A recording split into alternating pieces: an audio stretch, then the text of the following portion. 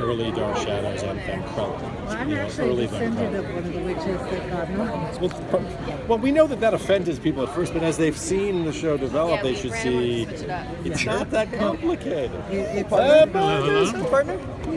Careful, we have vampires, we have digitals, we got geeks, we got monsters, we got robots, we got robots. We're coming at you with everything we got. That's amazing.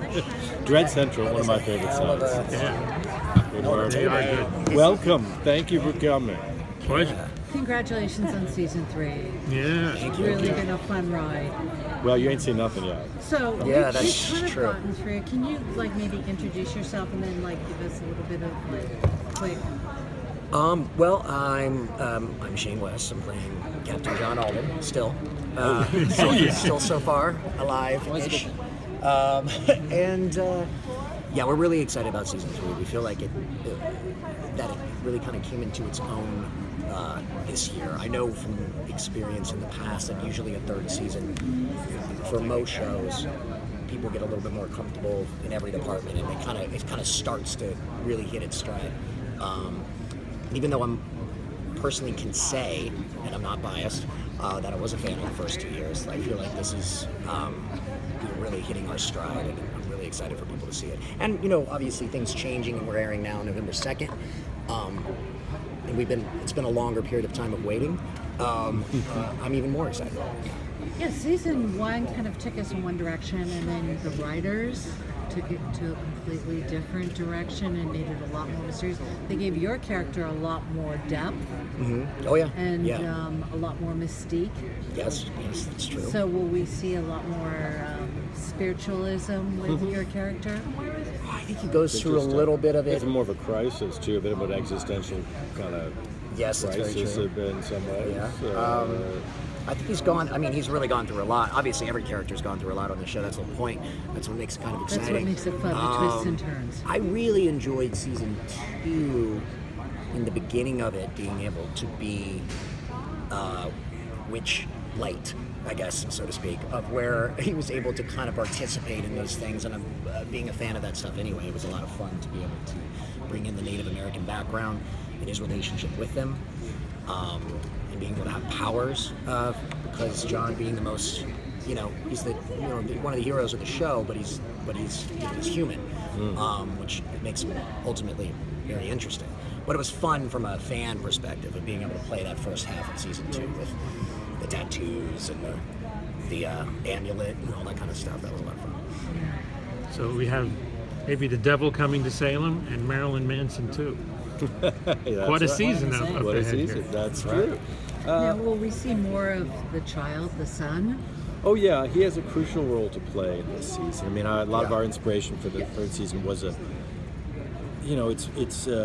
this is not long after the period when Milton actually wrote Paradise Lost. So we really tried to draw on that whole mythology. In the same way that from the get-go of the show, we tried to make all of the supernatural elements true to the actual beliefs of the time. Not what every single person would have believed, but there's nothing you've ever seen on Salem, from witches stealing men's private parts and turning them into birds, to people keeping familiars, toads in people's bellies, to the kind of astral projection. And everything you've seen in there is something that people believed was possible.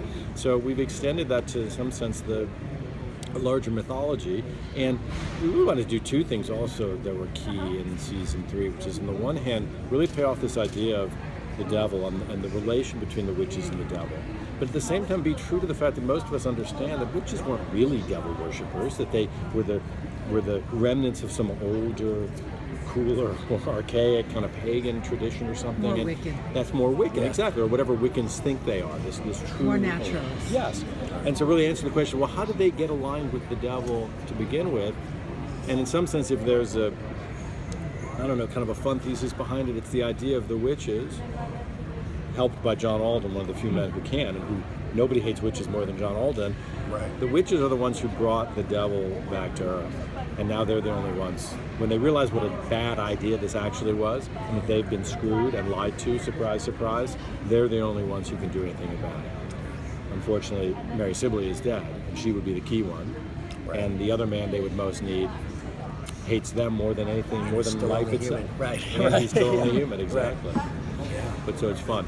And he brings with him, yes, there's the devil's there, the boy is there in ways that we don't want to give anything away, but it's a very rich season for that kid, and his performance is great, and for his relationship with his mother, and the weirdness of that, the ways in which your relationship with Mary gets tested in a whole new, complicated, in a whole new way emotional that's ways. not happened in the first 2 seasons. That's right. Well, Mary and come Manson's back there. a lot, like in season 3, sort of in a spiritual way.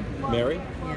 Yeah, we don't want to, do too much spoilers. Obviously, you've seen the trailers. You've seen that she's in there. It's a Correct. question of how is she in there, under Yeah, what that was circumstances. my question. She's sort of a spy in the House of Love. She has to kind of sneak her way back into her own household in a very odd way. But every character is seen, I think, in new and revealing ways this time. We also get back to the essence of John Alden as badass. Right, We their based him on a guy. characters really evolved, though. I mean, like you mentioned, the tattoos and the trees. And Right. Well, in this Fans love that. season, I mean, what we got through, you knew what was happening for season 1 and 2 of him in season 1 coming back and realizing that the love of his life had left him at that point, not really knowing all about the supernatural yet. Then getting really involved in that in season 2 and not really knowing who he was anymore. And then in season 3, what's a lot of fun is now that that's all been established and Mary's gone, what is there left for John? And when he's essentially, you find out that he's forced to stay, even though he didn't want to stay in Salem, they bring him back to being captain. So he starts to try and put an army together and it's fun to kind of see what he might have done what he was doing in the past, but now what he would do in the current present of, bringing all these people together and trying to hold Salem together as a soldier. And that was a lot of, there was a lot of fun stuff that's really got to the middle of season 3. Yeah, we had a lot of fun bringing back stuff that it had always been our intention to also ground our Salem as much fantasy as there is in it. It's gritty fantasy and surprisingly more based on truth and history than you would think. And you could easily argue that, with the exception of the fact that we say witches are real, there's a lot more historical reality in ours than there is in the Crucible. The depiction of Salem in the Crucible is completely not true at all. There's no mention of the fact that there's a war going on, that this is like ground zero of a massive world war that's happening around there. That there's not just a bunch of white Puritans in this town, but this is a seaside port that's literally at the crossroads of the new globalism of the 17th century. All this shit is happening there. So we bring that comes back in a big way. And as has often happened in Salem, we seem to touch on things that were not even quite happening when we started writing them, and then not that we made them happen, but there's a refugee crisis going on in Salem during this because of the French and English war that's happening out in the woods. So there's all this stuff that started happening in the show while it was happening in the news, and we were like, uh-oh. It's Maybe bad juju happening. Are we doing this on purpose? Are we doing this on purpose? Right. No. It's kind of neat how there's this little intricate, little side trails with every character you've developed as a creator. Their own little history without shoving it down the fan's face, his character, especially, if anything, I think we got back to the essence of who he was. John Alden was a guerrilla fighter, an Indian fighter, but also one of the few friends of the Indians at the time. He was a really interesting. The real John Alden is a great character, and he's very similar to this, other than he wasn't half this good looking or this young, but he was this. He was doing all this cool stuff. Probably had a better beard. Yeah, probably. Okay, we'll give him that. I just wanted to ask, the show is just so richly done as far as the period and all the skills that the folks have. The buildings and the Coopers and the Smiths and all the. Who are your, what? Was there a lot of research there? Obviously there was a lot of research that you guys did to make it look period authentic. From the get-go, we put that in there, but then I have to say, every person in every department gets kind of infected with that enthusiasm.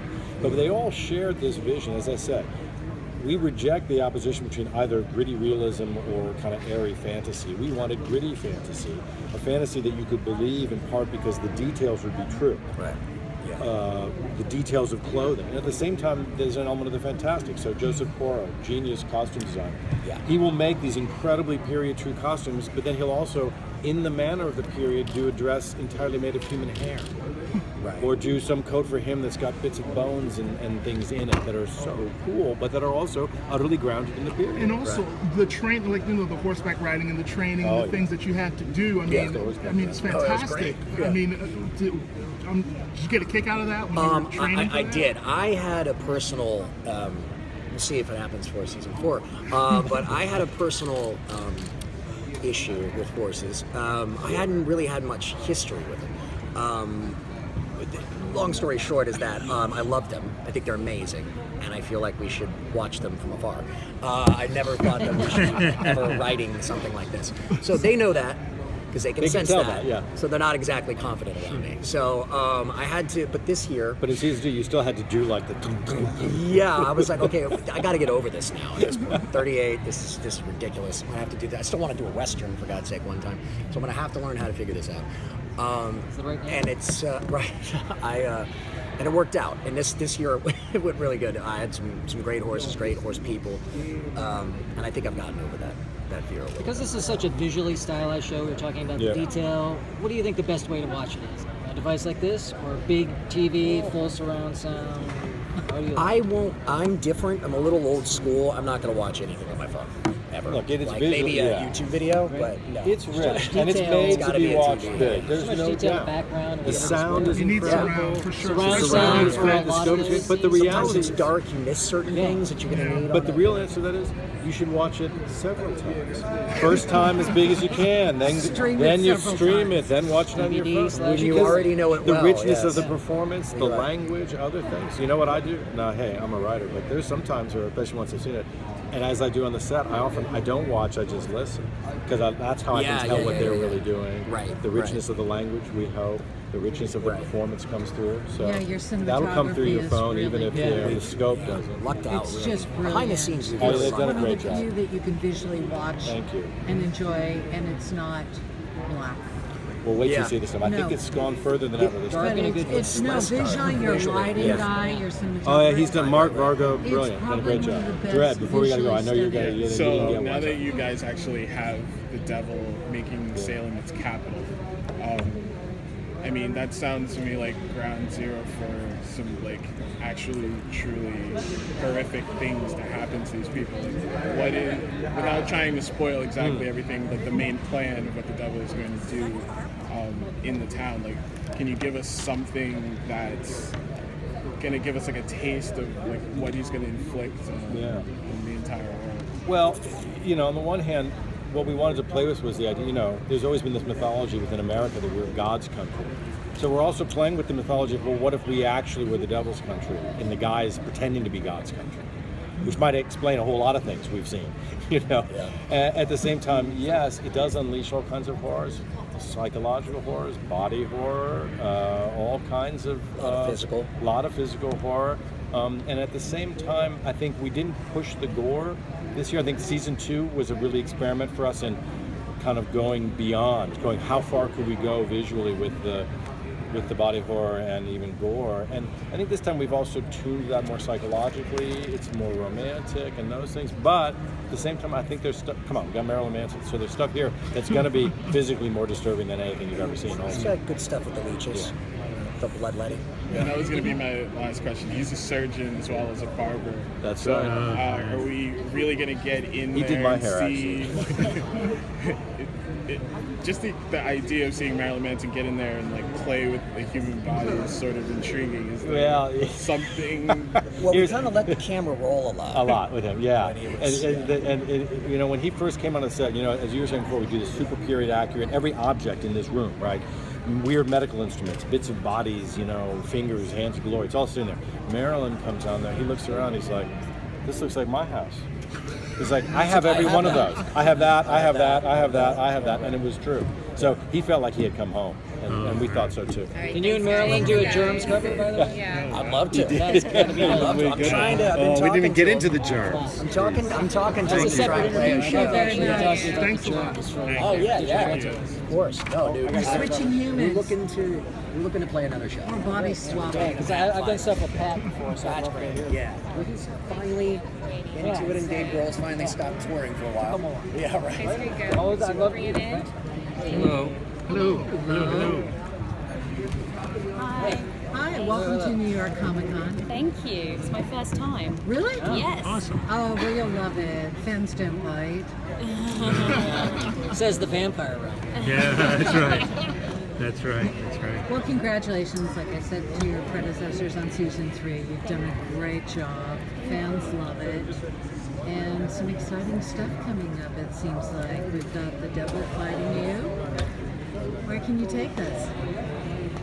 What can you disclose? Well, the devil's handmaidens did what he wanted, which was to bring him back onto the earth.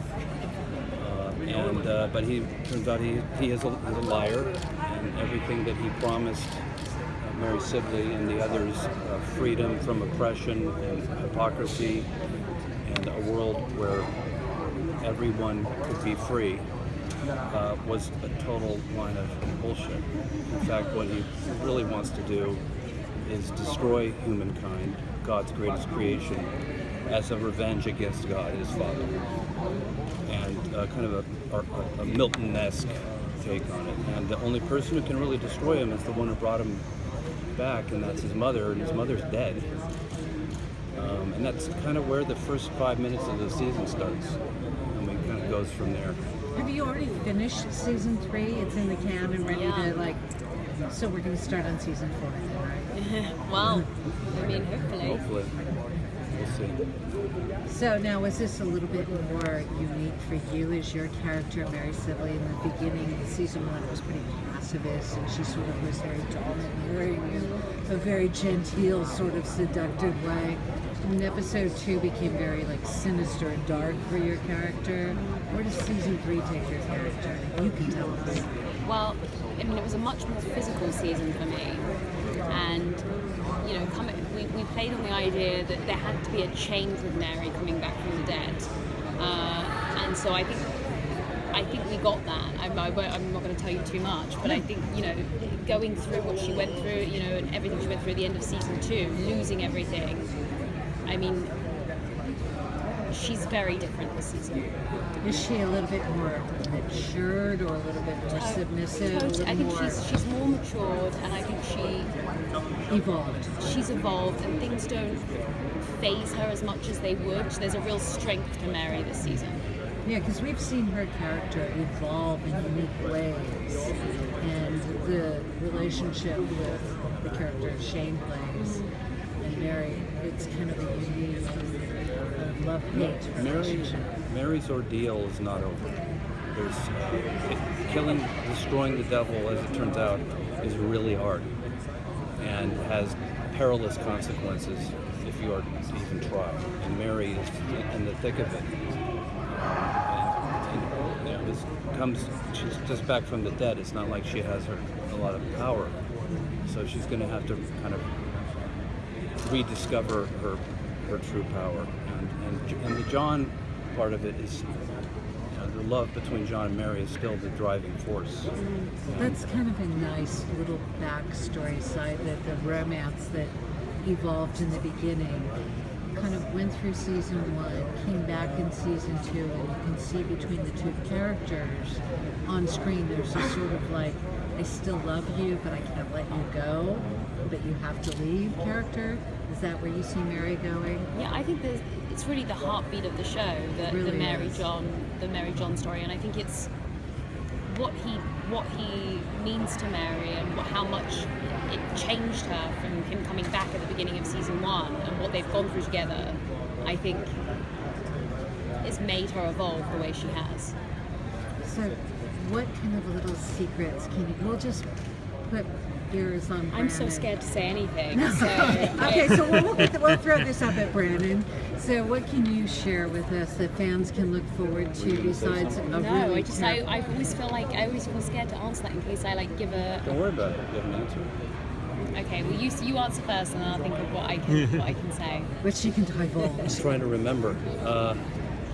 So now your son, his state is... Okay, so I think probably the most interesting part of this season is, even though my son is the devil now, he looks like my son, which is obviously confusing and difficult, but also he's not he doesn't hate Mary or want to kill Mary. He wants Mary by his side, which sort of humanizes the devil somewhat. So he's still Even he's looking for love. He has a A heart. mother's love. Even if it's encased. But in now, of course, stone. he intends to marry his mother and have kids with his mother. of course. But that's It's every That's one eight-year-old. Well, he's the devil after all. So in the course of the show, Mary has done things like in order to raise the devil, she would manipulate Puritans into murdering them. Then the devil manipulated Mary and the other witches to bring him back. So by telling him, well, we're going to free you from all that oppression and things like that. So can we assume that the devil's plans for Mary involve more tricks, more lies, more seductive sort of activity, something like that, in order to bring his mother maybe back to him as a mother and then maybe as a lover? Or is that part of the idea? I think there's a lot of manipulation this season, and I think what's great is you never really know what side Mary's on throughout the season. You don't know really where she's at, because even it's sort of concealed from the audience. But I think that even it was in season 1, her character was very Mary. All Mary. Well, she also, in season 1 and in season 2, Yeah. she had her armor, which was, she was rich, she had George Sibley, she was the leader of the town, she had the clothes and everything. This season, she doesn't have those weapons. So season 3, she's sort of the commoner. let's just say she becomes a prisoner in her own mansion. That's kind of scary. The season has kind of a gothic thriller aspect to it, and there's an interesting love triangle that develops between Mary and another character. So John and Mary's love will be really put to the ultimate test. Because what's nice about coming into this season, they've professed their love finally, although it was in death, a la Romeo and Juliet. So it's a different. They're coming from a different place. It's interesting. All right, thanks so much, Oh, guys. sorry, guys. Well, thank you. Congrats on season 3. Because this is a visually stylized show, phone or big TV? It's the best way to watch it. Oh, without question, the TV. I mean, You need them to say stuff. no, Right? absolutely. You all the detail, everything's dark. You want to see the period. All She of doesn't the. walk Oh, there's around so in the much- mud to like be watched on the So much on good. the telephone. Very It's true. I can't watch anything. like you're like missing that. half I of can the watch like story if you YouTube don't watch clips. it. Like Yeah. I love how Especially horror. How empowered can you be the witches are, like an active- and how feminist You literally have to be enveloped. somewhat especially with immersive. females are surround actually running the show, even though a lot of the I men would feel feel that they 1,000%. Yeah. are I big in screen it. control. There's And no I doubt really about it. appreciate your role is Thanks, guys. amazing. I really Thank you. Thank you so Yeah, much, no, I guys. agree Good with you. What season. I liked about it in the beginning was just that you get to give a voice to women who didn't have a voice. Now, obviously, we all know women in that time, they didn't have any power or anything, but you feel almost like you get to rewrite history. And historically, witches were persecuted because these were women that were wise and powerful, and men were afraid of them. Yes, exactly. Yeah. So, Thanks so all much, right, guys. thank you. I'm just going to come over to the Is that everyone? Yeah, let's get going. Okay. Okay, cool.